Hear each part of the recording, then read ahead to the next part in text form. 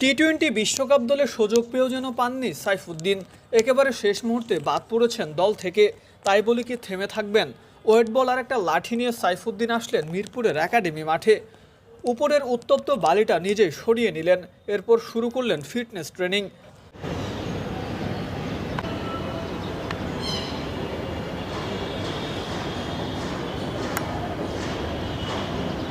গরমে পা যেন পুড়ে যাচ্ছিল, তাই তো বালিতে একটু ট্রেনিং করে ঘাসের উপর পা রাখলেন এই অলরাউন্ডার।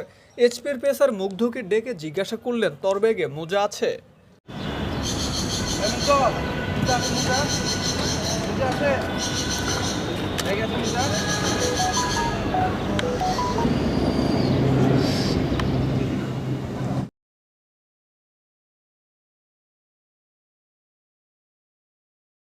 উত্তপ্ত বালিতে সাইফুদ্দিন করছে নিজেকে ফিট রাখার লড়াই।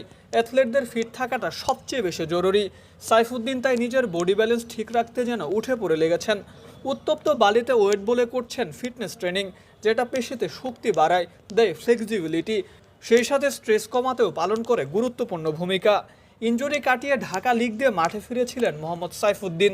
আবাহনীর জার্সিতে বলে ব্যাটে দুর্দান্ত পারফর্ম করে সুযোগ করে নিয়েছিলেন জাতীয় দলে। ঘরের মাঠে জিম্বাবুয়ের বিপক্ষে 4 ম্যাচে নিয়েছিলেন 8টা উইকেট।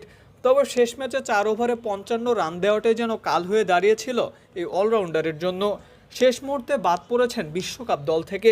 এরপরেও থেমে নেই অলরাউন্ডার। ঈদের দিন হয়েছেন কন্যা সন্তানের বাবা। কদিন আগে কানাডার গ্লোবাল টি-20 লিগেও দল পেয়েছেন। এজন্যই তো নিজেকে ফিট রাখতে উত্তপ্ত বালিতে কঠোর পরিশ্রম করে যাচ্ছেন মোহাম্মদ সাইফুদ্দিন।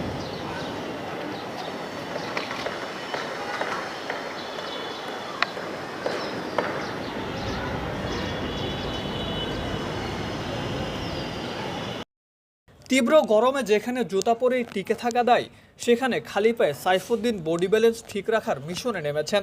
সাইফুদ্দিনের মতো একজন অলরাউন্ডার খুবই দরকার বাংলাদেশ দলে। বলে ব্যাটে দুর্দান্ত পারফর্ম করে জাতীয় দলে জায়গাটা পাকাপোক্ত করুক Mohammad Saifuddin. Mirpur Sher-e-Bangla national cricket stadium থেকে Mokaddes Hossain, daily cricket.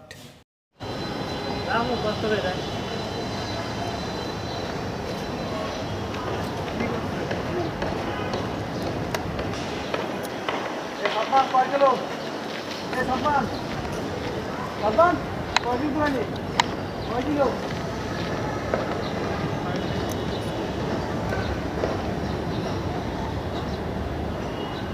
Sir